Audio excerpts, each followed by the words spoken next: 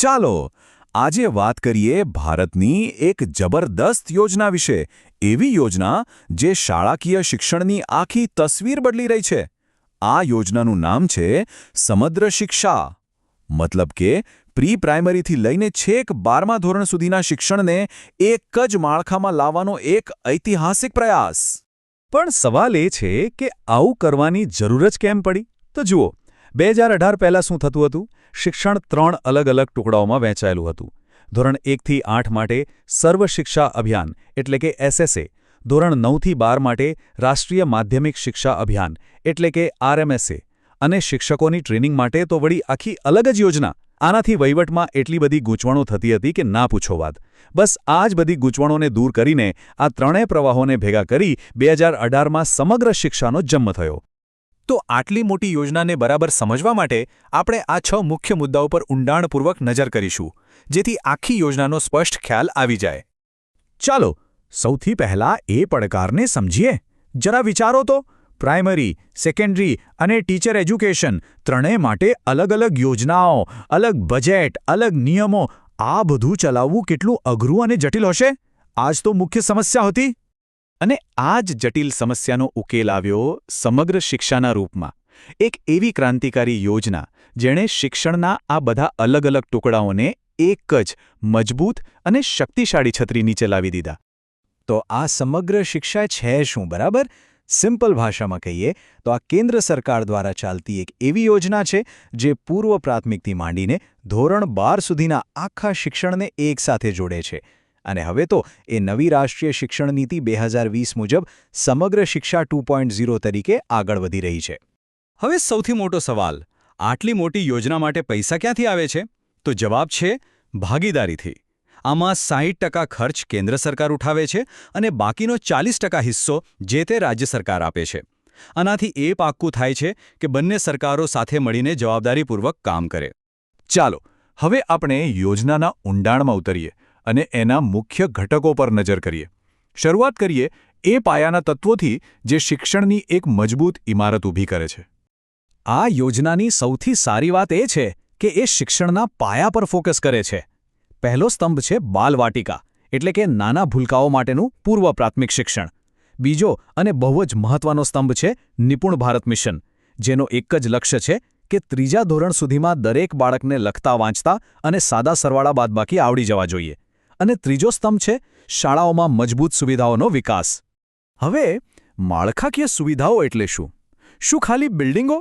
ના, આનો મતલબ છે નવી શાળાઓનું બાંધકામ, જૂની શાળાઓનું સમારકામ, છોકરા-છોકરીઓ માટે સ્વચ્છ અને અલગ શૌચાલય, પીવાનું શુદ્ધ પાણી, ક્લાસરૂમમાં ગ્રીનબોર્ડ અને બેસવા માટે ફર્નિચર. આ બધી નાની નાની બાબતો વિદ્યાર્થીઓના ભણવાના અનુભવ પર બહુ મોટી અસર કરે છે. ચાલો હવે આગળ વધીએ. ઇમારત તો બની ગઈ, પણ એમાં મળતું શિક્ષણ ગુણવત્તાવાળું છે કે નહીં, અને શું એ દરેક બાળક સુધી પહોંચે છે? યોજના આના માટે શું કરે છે એ જોઈએ. અહીં સમાનતા પર ખાસ ફોકસ છે. એક તરફ કસ્તુરબા ગાંધી બાલિકા વિદ્યાલય છે, જે ગરીબ અને વંચિત વિસ્તારોની દીકરીઓને મફત રહેવા જમવાની સુવિધા સાથે ભણાવે છે. અને બીજી તરફ વિશેષ જરૂરિયાતવાળા બાળકો શિક્ષણથી વંચિત ન રહી જાય એ માટે એમને મુખ્ય પ્રવાહમાં લાવવા પર ભાર મૂકવામાં આવ્યો છે. હવે જુઓ, યોજનાની અસર આવી નાની નાની પણ ખૂબ જ મહત્વની બાબતોમાં દેખાય છે.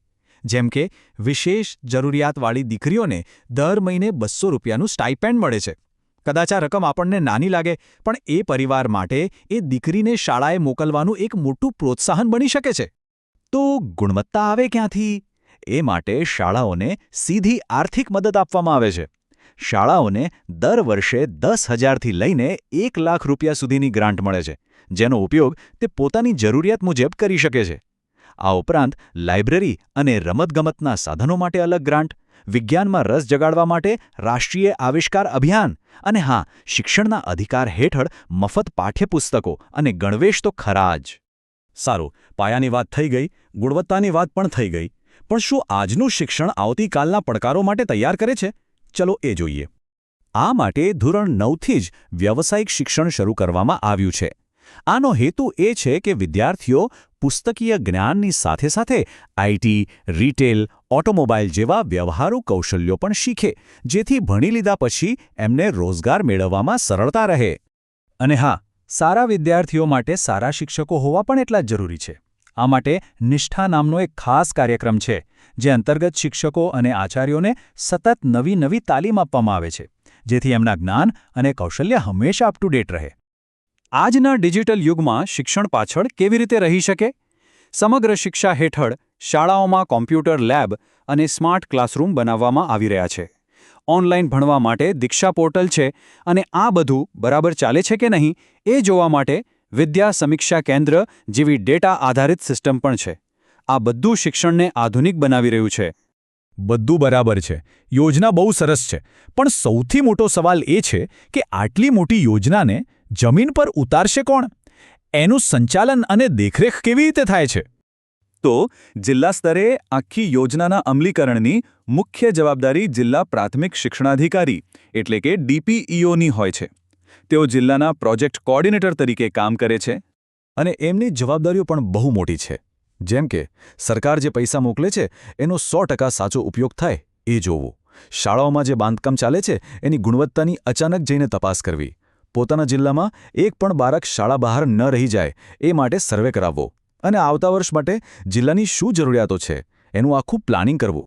અને અંતે આ એક વાત આખી યોજનાનો સાર કહી જાય છે કે જે અધિકારીઓ આ કામગીરી સંભાળે છે એ માત્ર એક યોજનાનો અમલ નથી કરી રહ્યા, પણ એ છેવાડાના ગામમાં બેઠેલા બાળક સુધી સ્માર્ટ અને ગુણવત્તાયુક્ત શિક્ષણ પહોંચાડવા માટેની એક સૌથી મહત્વની કડી છે.